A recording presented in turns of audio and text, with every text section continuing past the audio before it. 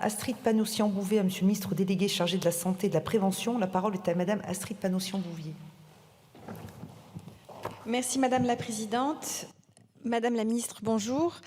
D'après l'avis du comité de veille et d'anticipation des risques sanitaires de novembre 2023, le Covid long touche plusieurs centaines de milliers de personnes en France.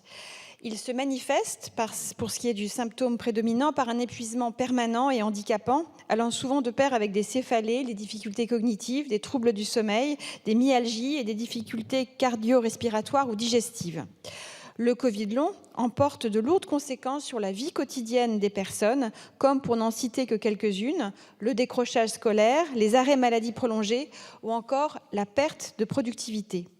Beaucoup de patients déplorent un parcours de soins complexe, un déficit d'information et de formation des professionnels, ainsi parfois, il faut le dire, qu'un manque de prise au sérieux de leurs symptômes considérés comme psychosomatiques par certains professionnels de santé.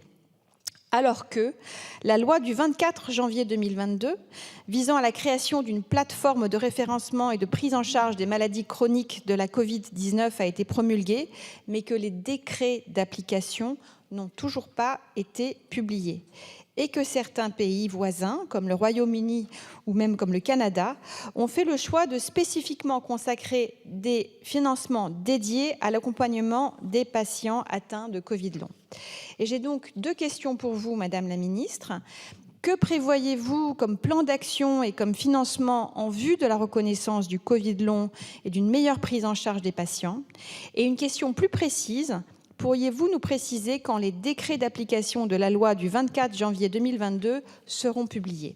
Merci. Je vous remercie. La parole est à Madame la ministre déléguée chargée des personnes âgées et des personnes handicapées. Merci bien Madame la Présidente. Bien le bonjour à toutes et tous.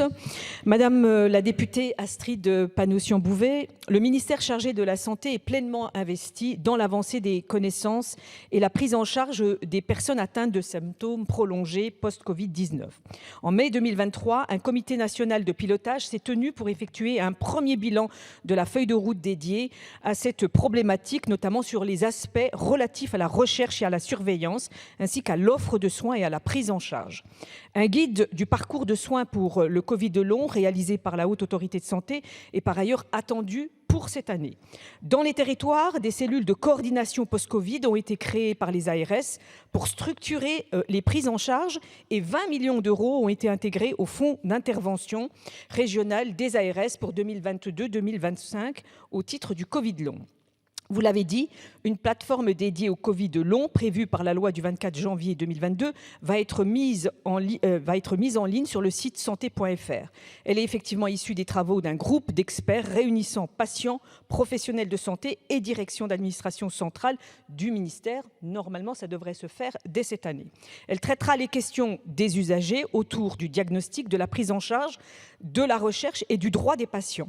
Enfin, s'agissant de la prise en charge des restes à charge, elle peut s'effectuer dans le cadre du dispositif des ALD 30, 31 ou 32 selon les situations.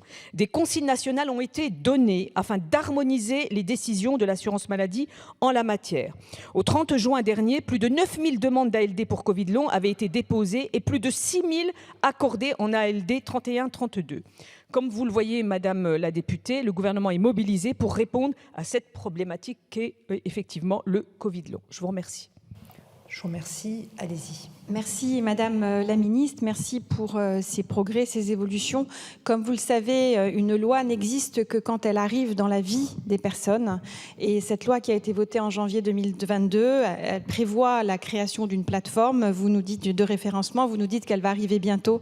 C'est extrêmement important, mais aussi pour la légitimité des travaux du législateur, que les décrets d'application puissent être publiés rapidement pour donner de la lisibilité à l'ensemble des patients, de leurs familles et des professionnels de santé. Merci Madame la Ministre. Je vous remercie. Question de Monsieur Emmanuel Lacresse à Madame la Ministre déléguée chargée des personnes âgées.